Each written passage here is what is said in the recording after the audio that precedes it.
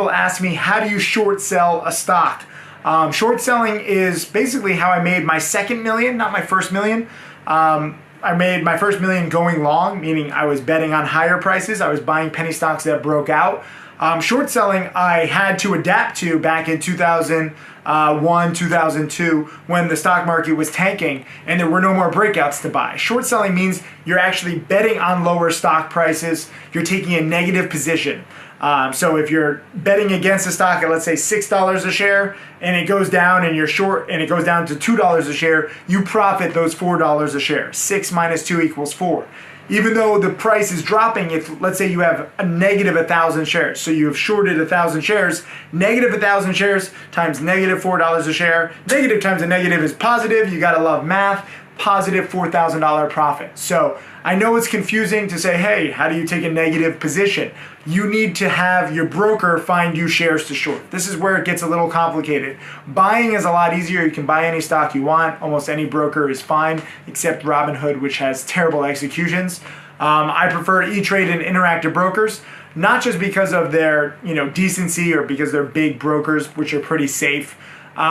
They also are pretty good for short selling. So you have to find with your broker the available shares to short of a company in order to take that negative position. So you have to borrow the shares ahead of time or put in the order, and sometimes they can just short it right away.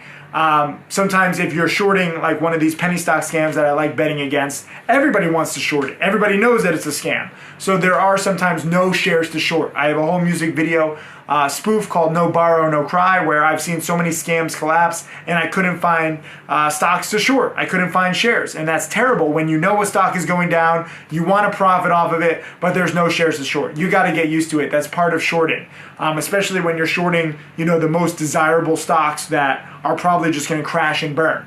But E-Trade Interactive Brokers are pretty good. Interactive Brokers is better at finding shares of stocks under $2 a share. E-Trade is better for shorting stocks between $2 and $5 a share.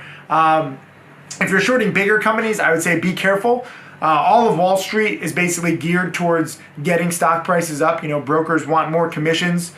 Company insiders want their stocks as high as possible, so they're going to put out, hypey press releases. Analysts are going to give inflated price targets. Everyone's going to say everything's going well, and it might just not. Bear Stearns is a famous example where the day before they went bankrupt, I think it was the CEO or CFO was on CNBC saying everything's fine, trying to calm the market down. Next day, bankrupt. No management figure is ever going to tell you that the company is going to go out of business or the company is hurting, because that would endanger their own job.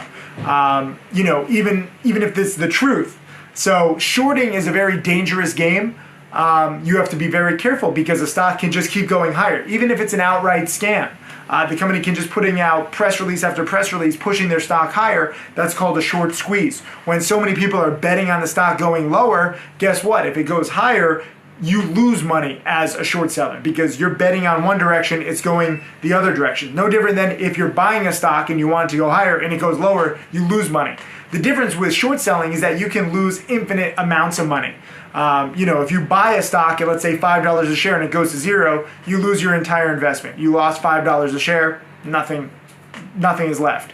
But if you are short selling a stock at $5 a share and it goes to $20 a share, you haven't just lost those $5 a share, you've lost $15 a share, 3 times what you put in initially. So even though you're like, how is this possible? I just only put in, let's say you had 1,000 shares at $5 a share, you put in $5,000, you could be down $15,000, okay?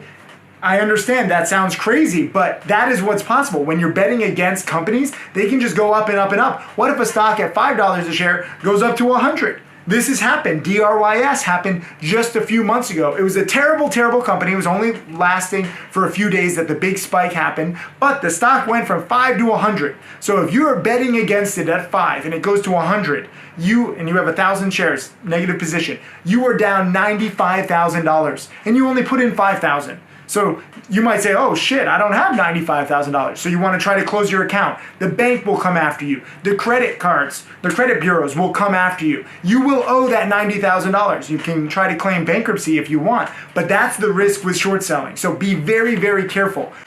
Even if I'm shorting a scam, follow rule number 1, cut losses quickly. I don't let myself lose all my money. I don't let myself lose 90 times my money. I don't let myself even lose 10% of my money. I trade like a castrated choir boy. That's why in some of my videos, you'll hear me talk like this because my balls got chopped off, and that's the best way to short sell. That's how you trade scared. I have no balls, so I have to trade scared. That's how you have to think.